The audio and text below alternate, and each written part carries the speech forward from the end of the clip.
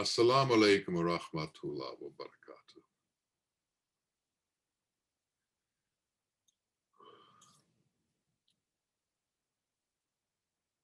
Different people in this earth live in different cultures and have different ideas about things, different ways of seeing things, different ways of doing things. And if you were to travel around the world and you would go to some of these different countries, you would find that the culture is so different from where you came from that it is difficult to integrate into that culture. And it takes years to learn the customs and the ideas and to understand why people act the way they do. In the world of illusion, there are openings for millions of different types of interaction. But at the same time that the world of illusion exists, adjacent to it is reality, the truth. And that world of reality, is the same no matter what culture you go to, no matter what country you go to, no matter what language is spoken. Reality is. And people ask about what their place is in the world. People want to know about their destiny. People want to know about what Allah has in store for them. And if there is anything that they can do about it. Well, there are different kinds of destinies.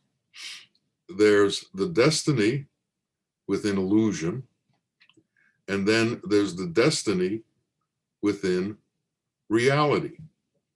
Most people, when they talk about destiny, are only interested in the destiny of illusion. They're interested in the destiny of this worldly life that has a time limit to it, that has a beginning and an end to it, that has a certain course to it that has to be run, and people want to know what is going to happen to them during this period of time that they are in this body. So really, what they're asking about is what's the destiny of their body? What is the future for this body? What's going to happen to this body? Well, there's short term and then there's longer term. And in the long term, what's going to happen to this body is the same for everybody. The body is going to disappear. The body is going to dissipate. The body is going to fall apart. The body is going to die. But if you're asking, what is your destiny in reality? That's a whole different question and involves a whole different set of answers and a whole different set of circumstances. So if you want to know about what is your destiny in reality, the first question really has to be, what is it that I have to do to find reality? And the Sheikh will tell you that it is within finding reality that you can change your destiny. Because in finding reality, you change who you are. You change yourself from an illusory, temporary creation that has a term to an eternal creation. Now, as you're walking down the street, there may be someone who is in reality and someone who's living in illusion. By looking at them, you might not be able to tell the difference between the two. They may look like anybody else within that culture. But in truth, there is a vast difference between the two of them. Most people, when they talk about their destiny, are asking the question, how can I find peace in this life? How can I get to the point where I become content? Again, it depends on which life you're talking about. Are you talking about the life in illusion, or are you talking about the life in reality? As long as we strive in illusion, as long as we strive in this illusory world, peace is not going to come. Difficulty will be the way of our life, one difficulty after another. However, if we leave this illusory world and begin to create another world that we live in, things will begin to change. Is this world a place for you to gather fame, to gather fortune, to be able to perform whatever lust you're looking to perform in this world? Or is this world a place to pray for you?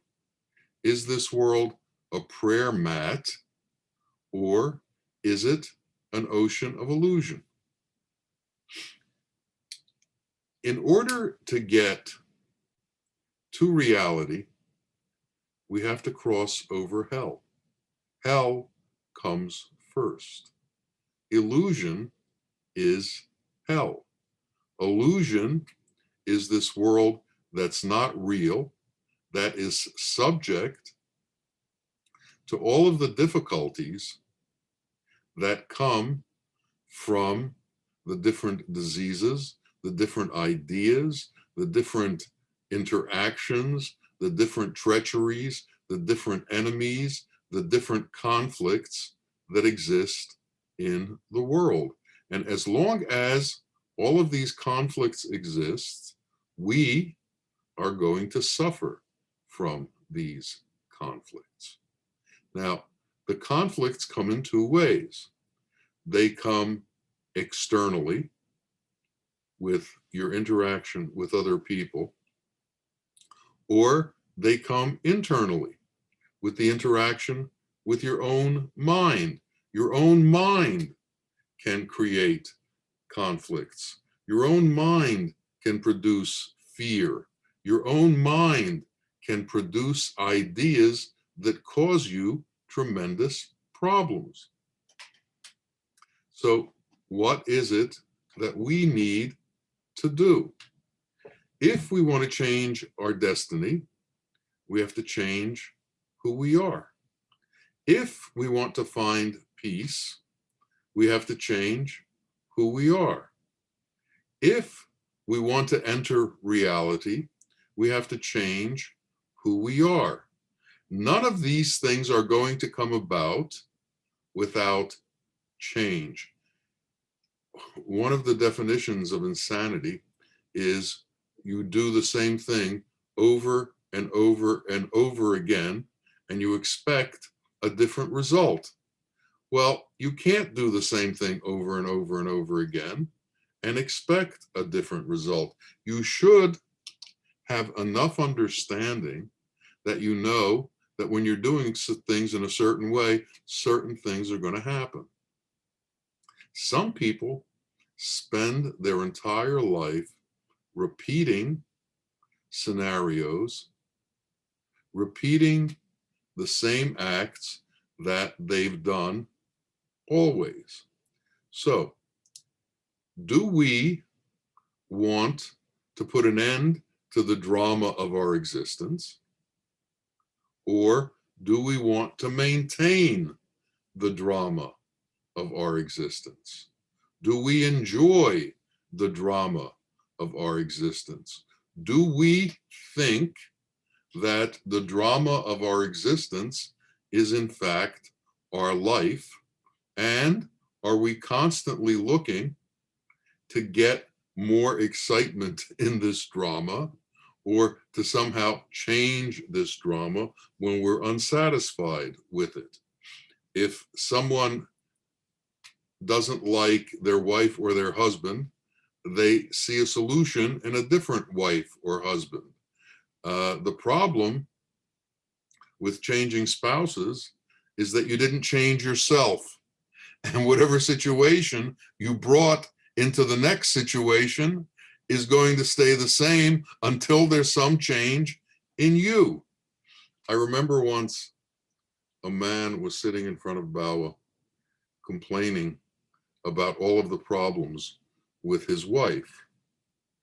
And Bawa looked at himself and he said, "You're looking at the wrong person. You're supposed to be looking at yourself.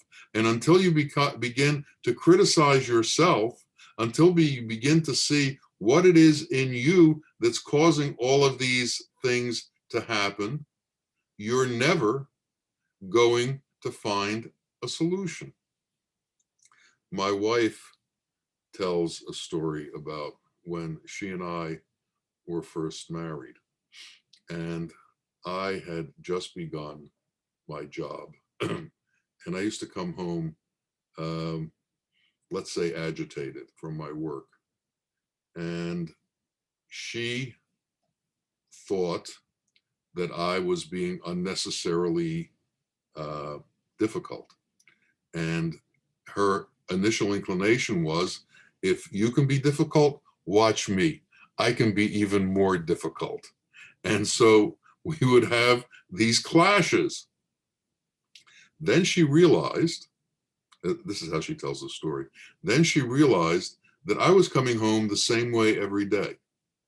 And it was up to her to control the situation. So when I would come home difficult, she would say, "Would you like to have a cup of tea, dear? Or would you like to have a sandwich, dear? Or would you like to something to solve it?" Now, I got over that in about 3 years when I didn't take my work home with me anymore. But it took a while to go through that process. But she realized rather quickly that she did not have to react to me the way I reacted to her. And by doing that, the situation would change. And we also need to be able to focus on ourselves in situations instead of focusing outwardly. Jesus said, "You can see the speck in another man's eye, but you can't see the log in your own eye." And it's like that. We're very good at placing blame outwardly. We're very good at pointing a finger outside of ourselves. Bawa said Islam is supposed to be the sword to cut our own bad qualities, our own nefs, but instead it's used to cut everybody else's nefs. The point being that we're not going to change by changing others. We're only going to change by changing ourselves. And our intention has to become to change ourselves. And we have to understand that this is our work. Now, we also have to understand that in our destiny is not going to be determined by what happens in this world of illusion, because that destiny has an end to it.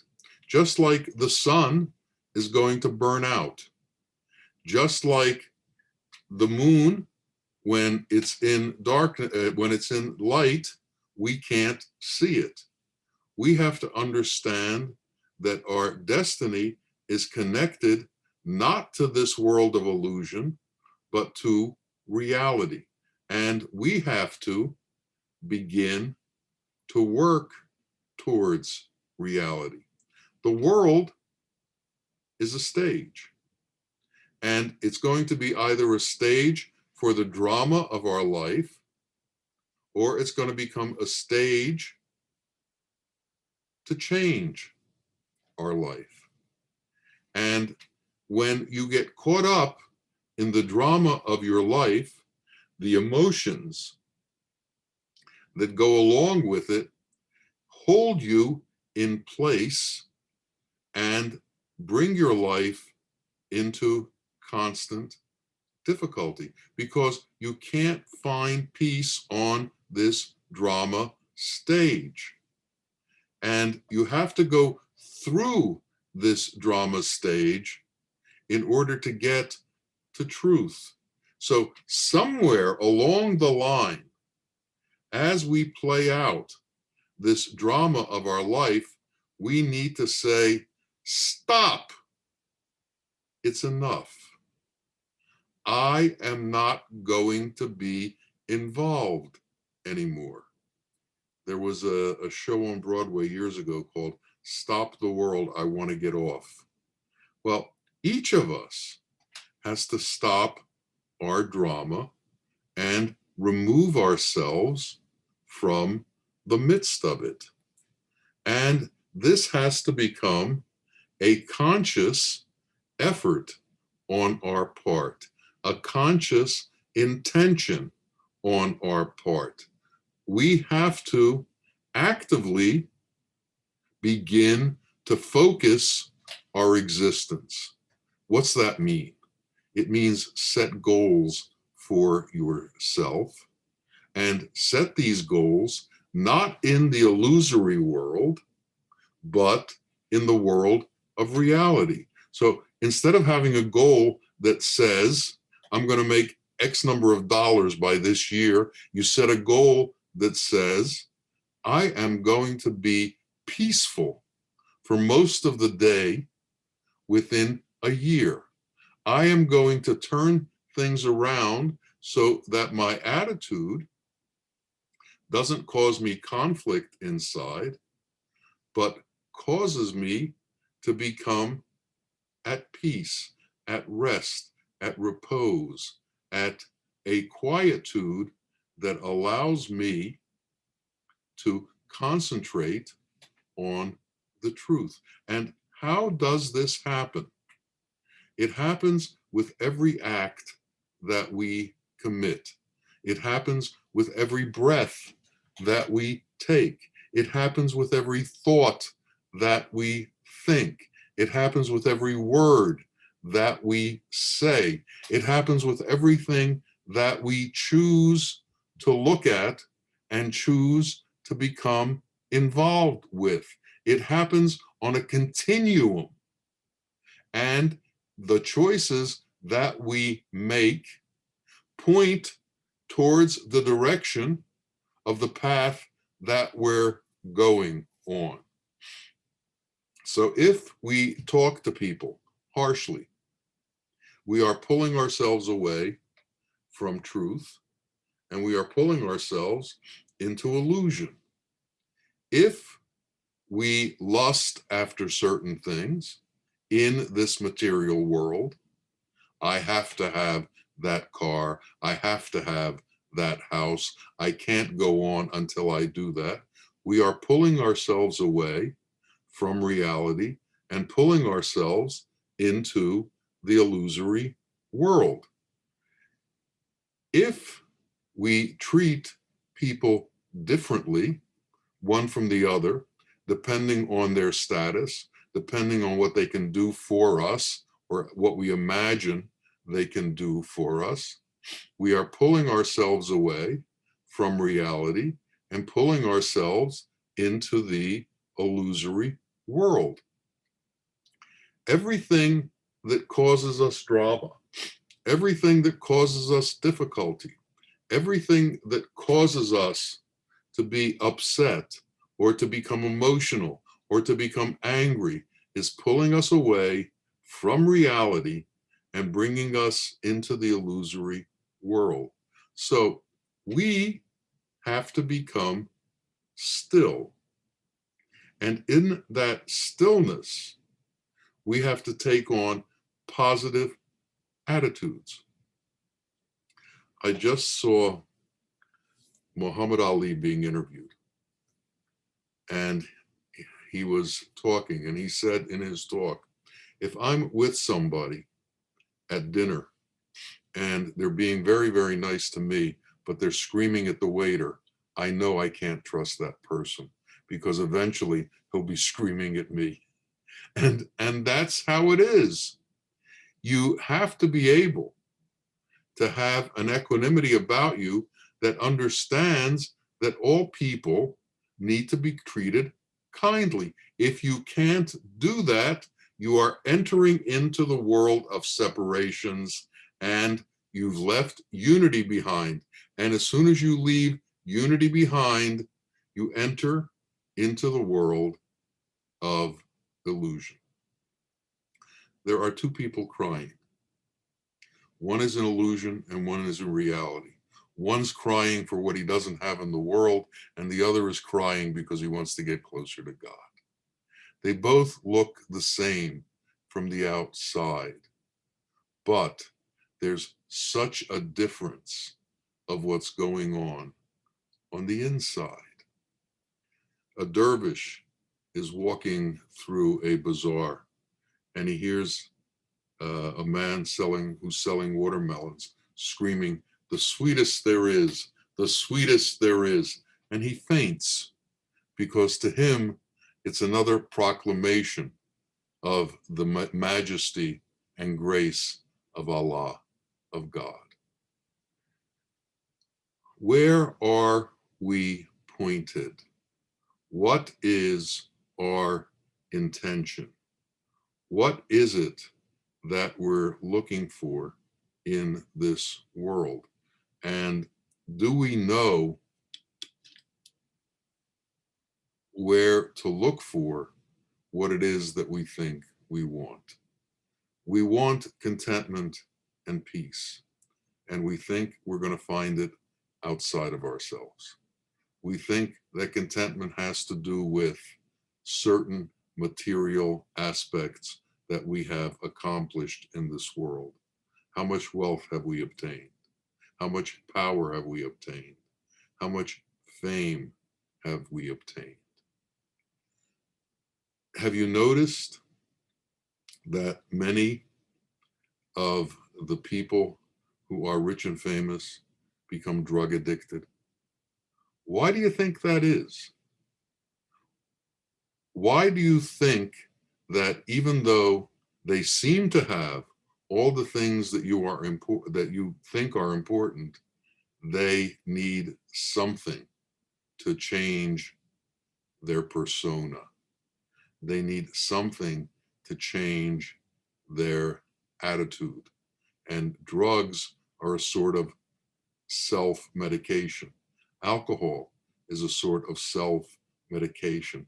It numbs you so that you don't feel the difficulty that you are running through. All of these things need to be understood by us. And we need to understand what is a treasure and what is a lie. what is the truth and what's something that's going to torture us. Contentment is a treasure that can't be exhausted.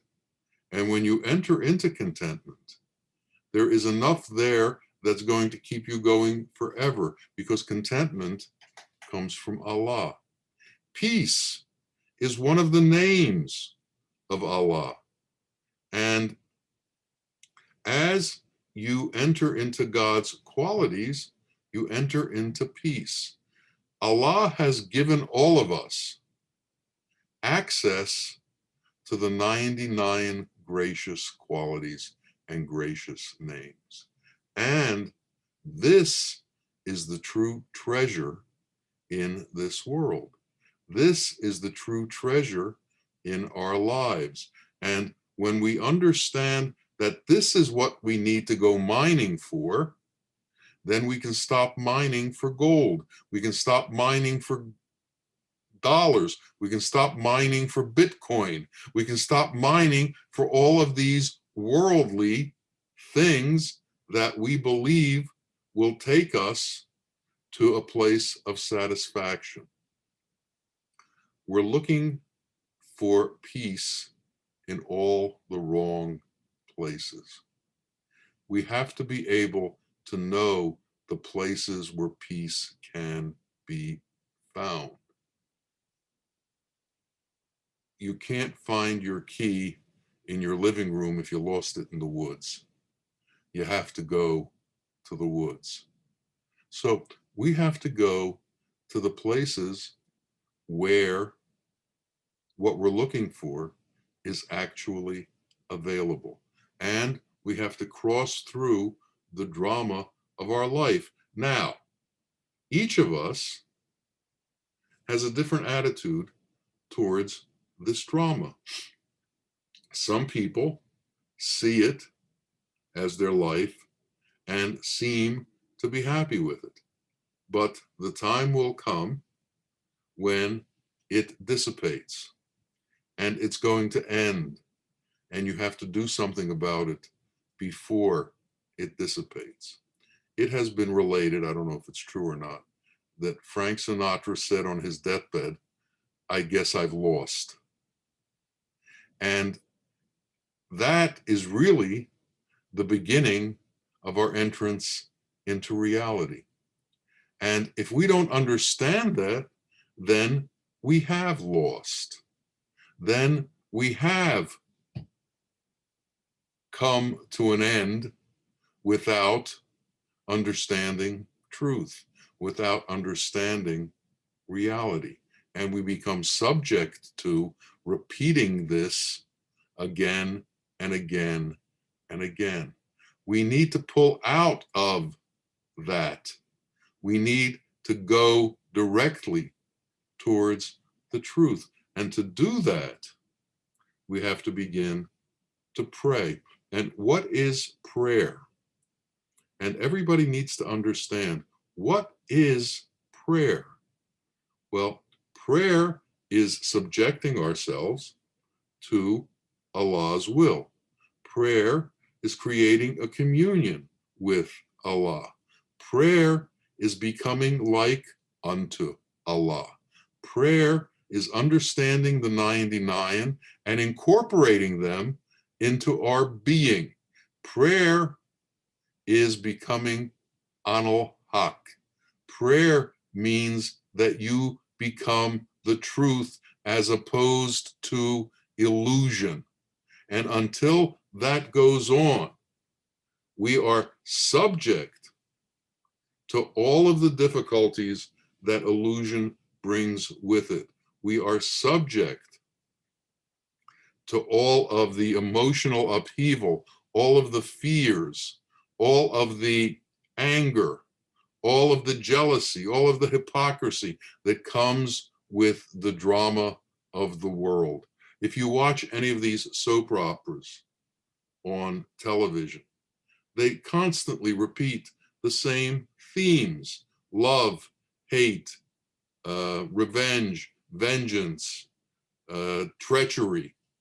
This is what goes on in the world's drama.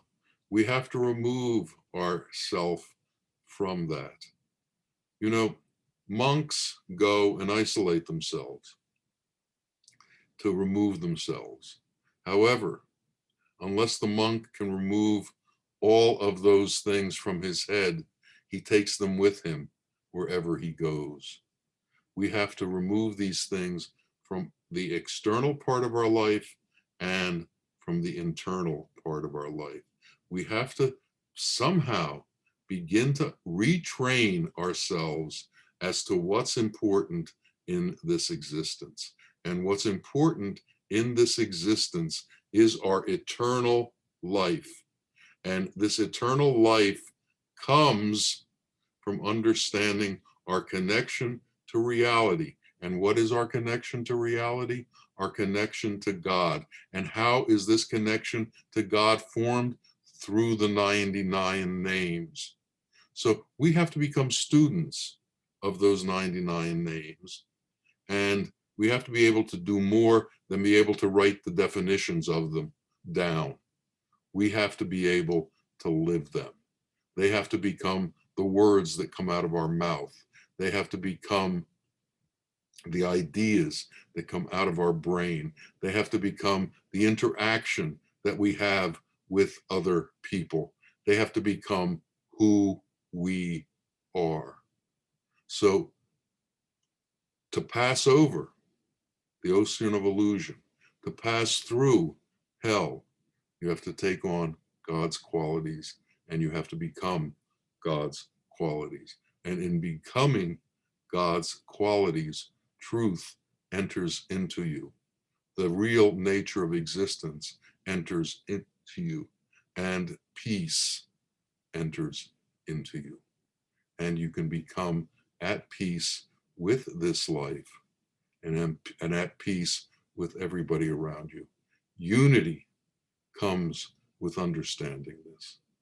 And in our prayers, we have to ask Allah that we are shown unity, that we are shown truth, that we are shown compassion and mercy, and that we understand their meaning and that we become exemplars of them.